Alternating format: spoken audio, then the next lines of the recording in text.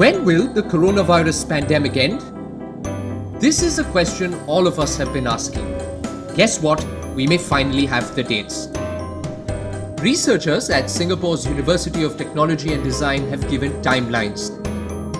This is how they look. In India, the coronavirus will end 97% by the 25th of May. That is less than a month from now. The pandemic will end 99% by the 4th of June, and the coronavirus wave is likely to blow over completely by the 1st of August. The United States will have to wait till the 5th of September to completely come out of the pandemic's grip. The dates come with a warning. The pandemic could prolong if a country relaxes social distancing measures too soon. The United Kingdom is likely to contain 99% of the pandemic of May. For Italy, the D-Day is the 30th of August. August is when Spain wins the coronavirus battle. In Japan, the pandemic will end 97% by the 17th of May. These numbers bring hope for the Olympic host.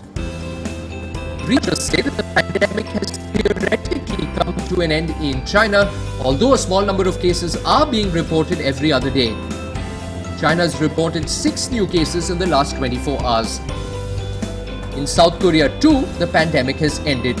Not surprising given Seoul's gold standard response to the Wuhan virus.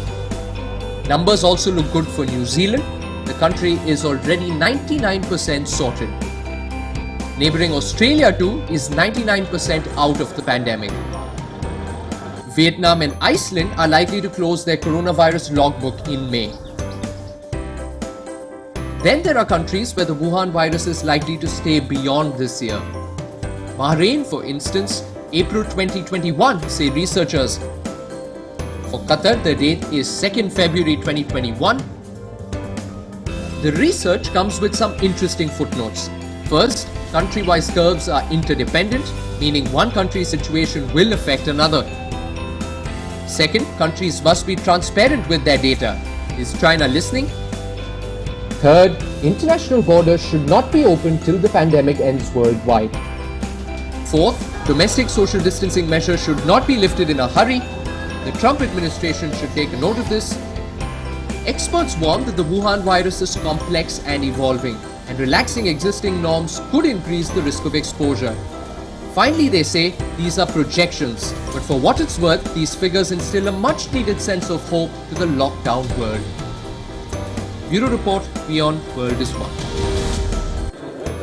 This is how El Salvador is social distancing. Hundreds of prisoners crammed in jail cells. No masks, no precautions, just inmates with their hands around their necks, queuing up for a possible disaster. Among these prisoners are notorious gang members. They have been accused of masterminding 53 murders from their cells over the weekend. So El Salvador's president, Nayib Bukele, ordered a crackdown, and this is how it is being carried out. They will not receive sunlight. They will be in total confinement 24 hours a day in the 7 maximum security prisons that exist in this country. This is an order from the president, and we are only following that order. Overcrowded prisons are an ugly truth of Latin America. The region's jails house as many as 1.5 million inmates. They are brewing coronavirus hotspots. Firstly, these prisons are overcrowded. Secondly, they are running on tight budgets, which means soap and water are limited. Thirdly, the sanitation conditions are poor. And lastly, there is corruption. Latin American prisons are toying with the Wuhan virus. The inmates are scared, vulnerable, and lonely. Across Latin America, the prisoners have a single demand: protection against the contagion. Have the prisoners been able to get their message across? The numbers look grim. So far, El Salvador has reported 1,400 coronavirus cases among inmates and prison staff. There are 613 cases and 13 deaths in the prisons of Peru. In Colombia, 23 inmates died in prison riots since the pandemic. In Brazil, 100 inmates escaped prisons. Chile's Puente Alto prison alone has reported over 300 coronavirus cases. The situation calls for an immediate prison release. These inmates have been sentenced to captivity, not death.